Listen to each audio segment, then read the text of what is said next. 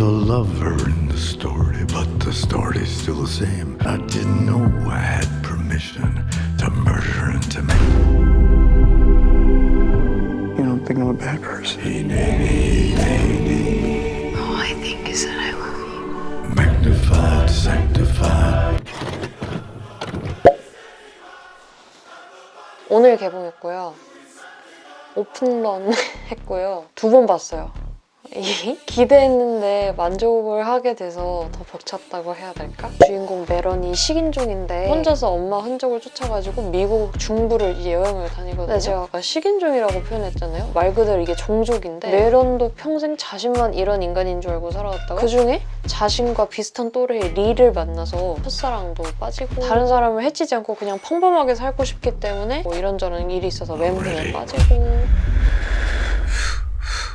이 영화에서 홍보를 가장 주체적으로 미는 것이 이제 Call Me By Your Name 감독하고 티모시 샬라메가 또 만났다 뭐 이런 식으로 얘기를 하나 봐. 근데 그게 문제가 아니잖아. 미친. 긴장을 하고 갈 수밖에 없단 말이야. 왜냐면 소재가 식인, 캐니발리즘. 그리고 이 감독 직전 전작이 이제 서스페리아이다 보니까 그리고 뭐 고어한 느낌도 있다 어쩐다 해가지고 이제 개쫄아서 갔단 말이에요 극장을. 근데 괜찮은데?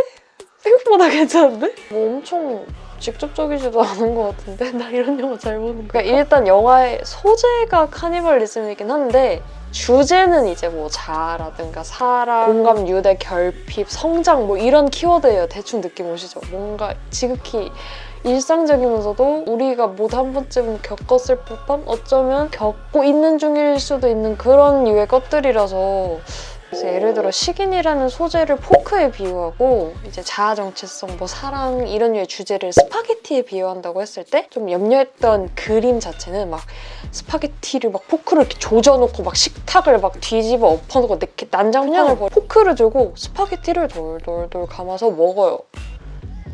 이렇게 먹어요. 이렇게 스파게티로 말려있으면 포크가 안 보이지 않습니까? 그 포크에 날 서 있는 그 느낌이 안 보이잖아요. 어쨌든 스파게티를 먹는 행위 자체에 집중을 하고 있잖아요.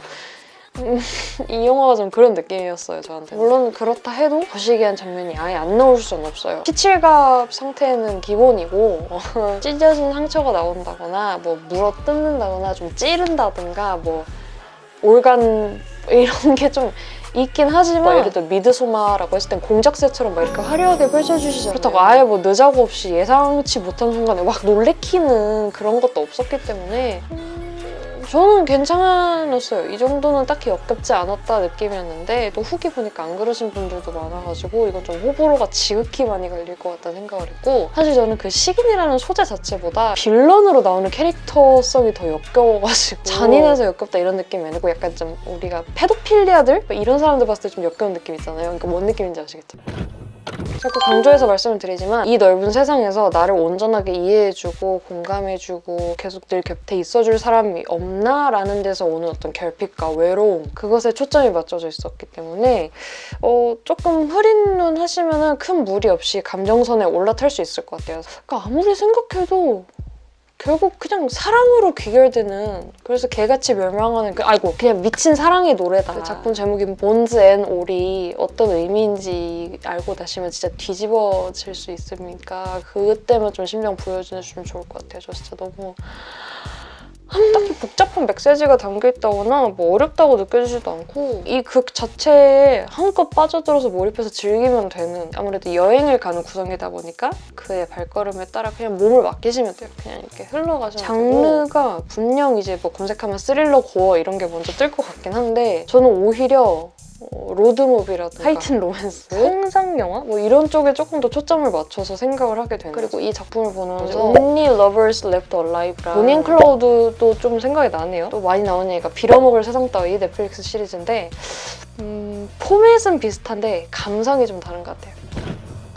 제가 생각했던 관전 포인트들을 그냥 공유를 해드리자면 일단 작품에 메런이랑 리 말고 다른 식인종 캐릭터들도 좀 등장을 하는데 모두 다 하나같이 사랑에 대한 결핍을 갖고 있어요. 근데 그게 캐릭터별로 어떻게 발현이 되는지를 보는 게 좀 저한테 좀 흥미로운 지점이었달까? 캐릭터들의 그런 게 메런 주인공에게 어떻게 영향을 미치는지도 체크하시면 더 더 재밌을 것 같아. 그 이제 여기에 살을 좀 묻혀가지고 아무래도 식인을 하려면 일단 살인을 해야 되잖아요. 저희가 고기를 먹으려면 그 동물들을 죽여야 되듯이 살인할 때 캐릭터들 간의 어떤 규칙이라든지 아니면 그 어떤 대상을 대하는 관습적인 그런 뉘앙스 같은 게 좀 있어요. 그것도 되게 재밌었어요. 예를 들어서 한 캐릭터는 자기가 죽인 사람들의 머리카락으로 소시지 같이 뭐 동아줄을 만드는 뭐 이런 습관이 있고 막 그러거든요. 뭐 일일이 막 대사로 찝어주지 않아도 잘 이렇게 관찰을 해보시면 아, 저 캐릭터는 저런 습관이 있구나, 저런 규칙이 있구나 이런 게 좀 느껴져서 이제 로드 무비이고 미국의 그런 지역들을 돌아다니다 보니까 그 경치를 담아내는 게 또 예술이고 그 속에서 낑낑대고 얼싸는 청춘들을 보면 되게 울컥해져요. 그런 자연의 광활함과 함께. 그리고 이 작품의 배경이 80년대인가 봐요. 캐릭터들 패션을 보는 재미도 저는 되게 진짜 은근히 쏠쏠했거든요. 특히 티모시 샬라메가 옷빨이 되게 좋지 않습니까? 되게 젠더리스한 패션을 해서 티모시 샬라메 팬분들이시라면